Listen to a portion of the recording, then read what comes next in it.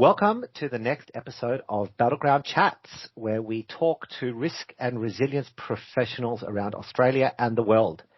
Today, I'm fortunate enough to have a good friend of mine, Mark Cannadine, join us on this podcast. Welcome, Mark. Thank you very much. Good to see you. Thanks for having me. It's great to chat to you. So Mark and I have known each other for quite a while. I reckon it must be about 15 years in different roles that Mark has had. And today we're going to talk about the roles, what you've learned along the way, Mark, what you see in the world of risk and resilience. But your journey started in the UK as a cop. You came to Australia. You've worked for government. You've worked in health. You've worked with us on the consulting side. You're now in oil and gas. That's quite a varied journey you've been on. It is, yes. And it's been an amazing journey. And I could never have mapped that out from the beginning. I mean, when I was 19, I joined the police in the UK, and all I wanted to do was drive the car fast with the lights and sirens on. You know, that was the limit of my childhood dream. Indeed.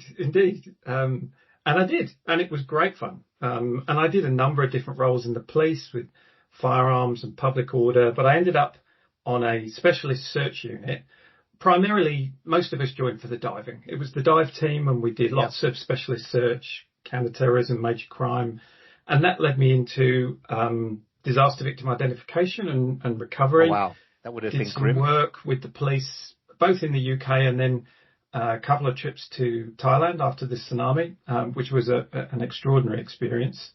And then life took a bit of a turn. My wife Paula and I have always had a bit of wanderlust, and the opportunity to join the South Australian Police came up, and so we started that adventure. Amazing. So when you moved here, what did you do? How did you end up in risk and resilience? Was it in the force or after the force? After the force, really, because I came along with SAPOL, spent a couple of years, but that experience with the DVI work had really interested me in disaster response and emergency management. Yeah.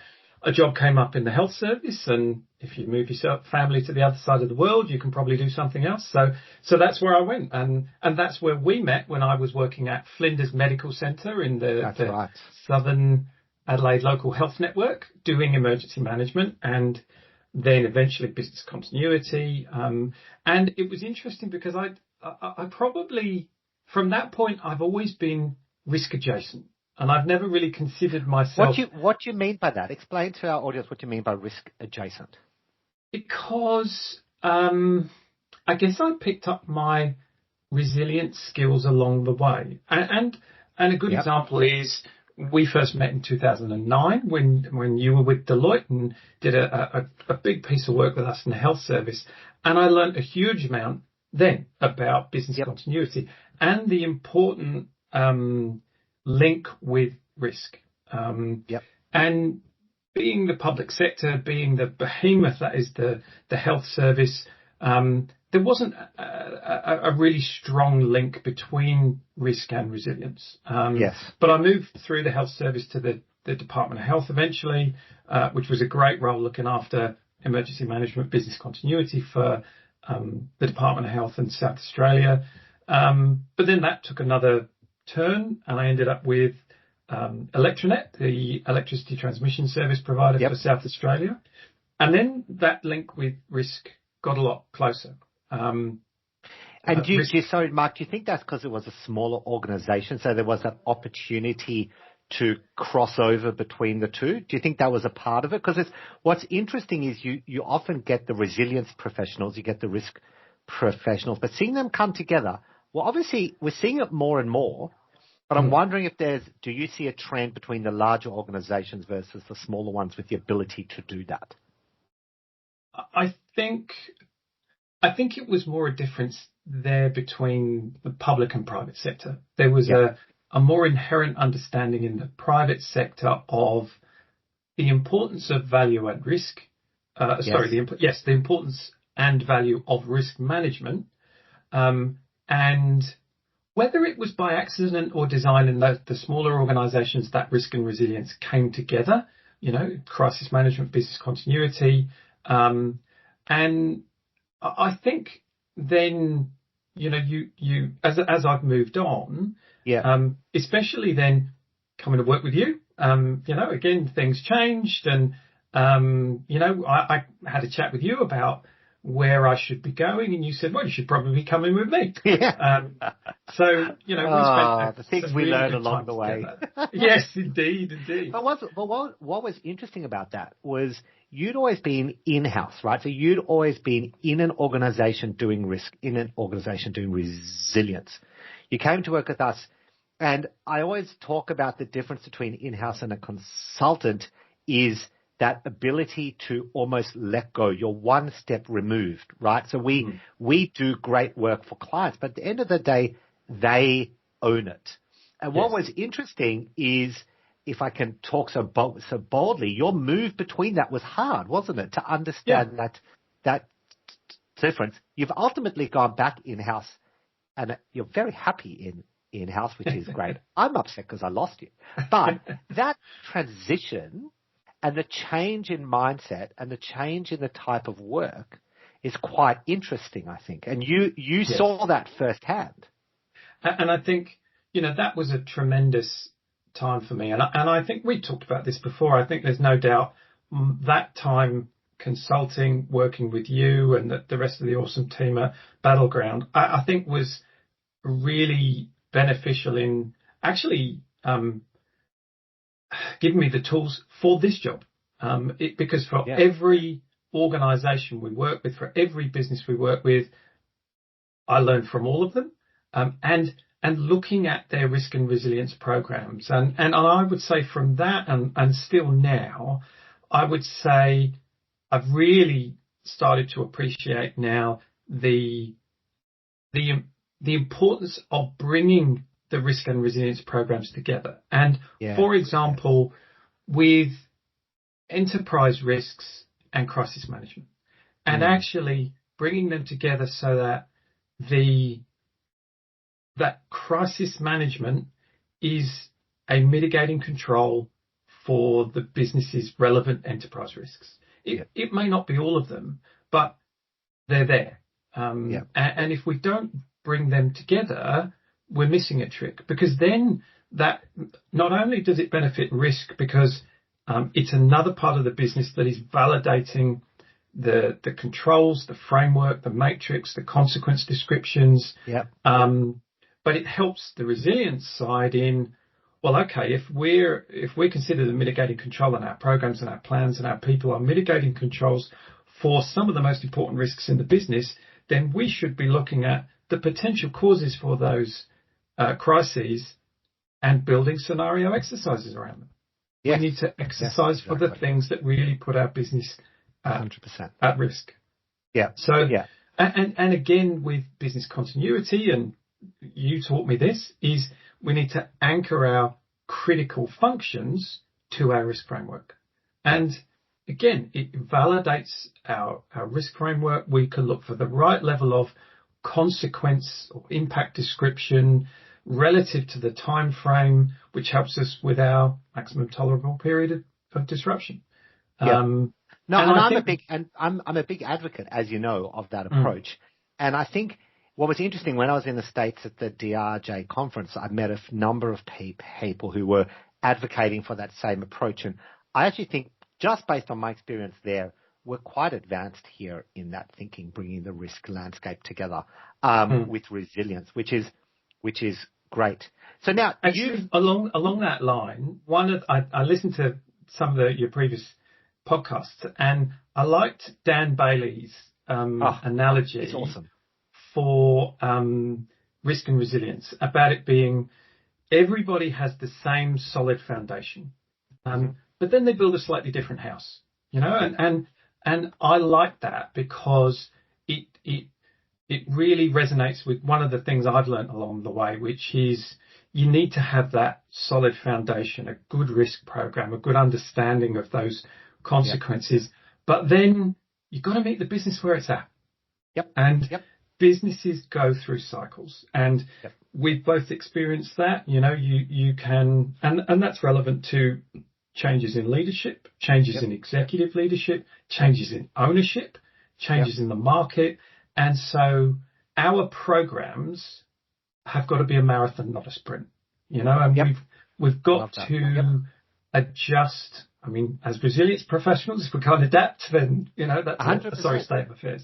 Yeah, yeah. And I think that's why the cookie cutter approach does not work, right? So even when we consult, you have to adjust, you have to adapt. The same plan can't work for everywhere, but your experiences can be brought over, and you can learn a lot between industries and across industries, as you've touched on already. So now you've moved into oil and gas. What do you think some of the similarities and differences are? And have you seen any stark differences starting with health, then into electricity transmission, and now oil and gas? Or is it one of those things like we just spoke about that, you learn a lot between, but at the end of the day, it's the same thing? Or do you think there are big differences? I think there's a lot of crossover. There's a lot of similarities, and you and I are both real advocates of simplicity in our programs. Absolutely. And keep it simple, stupid. Absolutely. And I really think that I was really pleased. Actually, it was during the pandemic, a good 3 years or so after I'd left the health service, I was back in the electricity sector, energy sector, talking to an executive at SA Health who remembered me saying, he said, I remember you saying, emergency management isn't magic. We need to demystify it. And it's not. If you can give good people good information, they can make good decisions. Yeah. So I think that's where the crossover is and the similarity is. But I think also, especially at the moment, what's changing, and one of the biggest changes and the biggest risks, I guess, is the third party risk. And that's really interesting. Only last week, Qantas fell prey to this. It turns out there in India that was a criminal enterprise stealing their data. But for so many businesses, I know you probably subscribe to the same cyber pages that I do, and time again, this information is ending up on the dark web, not because the business was vulnerable, but because their suppliers and their vendors are vulnerable. And it's, that's certainly a big area of change. And it's got to be also part of where we're going, because it also occurs to me that maybe a way of thinking about it, and perhaps a way of thinking about it for exercises, is it can sometimes be a bit of an abstract concept to talk to a leader about our third parties might get breached or are vulnerable, because there's a million of them, especially in large, corporate organizations, global organizations. But if you turn it round and perhaps say, well, what if we're the breach? What if we have been breached and we have lost personal or financial or sensitive commercial data of our joint venture partners or our customers? Because how do we recover from that? Yeah. And what's interesting is the financial regulator, APRA, has recognized this. And in their new CPS 230, they even talk about fourth parties. So your third parties, right? Because your data may then be sent on to the next level down as well. So and that is a big behemoth for some companies. And I know we're doing a lot of work with clients about understanding what that actually means. But it shows that they recognize the risk.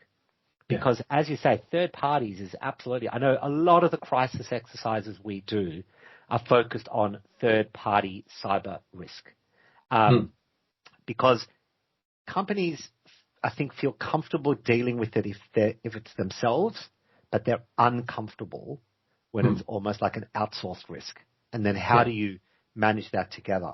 So that's a really good call. And I think, for lots of organizations outsource some of their cyber controls, their eyes on glass or to virtual security operations centers. And so there's good capability there to be able to, and I'm sure that it's not just me that finds myself looking at some of those emails with the latest breach that's come up and thinking, well, we operate in that jurisdiction, and we provide that kind of service. So do I talk to the cyber folks, or do I talk to the procurement folks, or how do we join that up? And as you say, it can be a bit daunting, but it's clearly an area that businesses have to focus on, because it's not going away; it's only getting worse.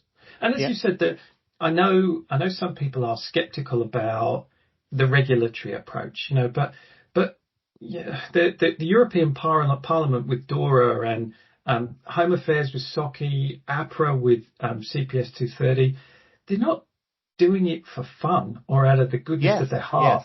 They're doing it to protect national security and the economy.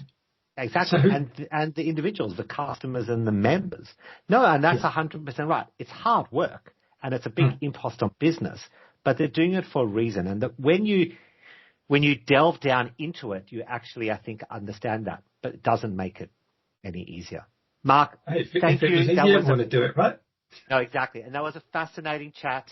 Thank you for joining Battleground Chat. Thank you for being a good friend of Battleground and of me, and we will chat again soon. Right back at you. Thank you, mate. Bye.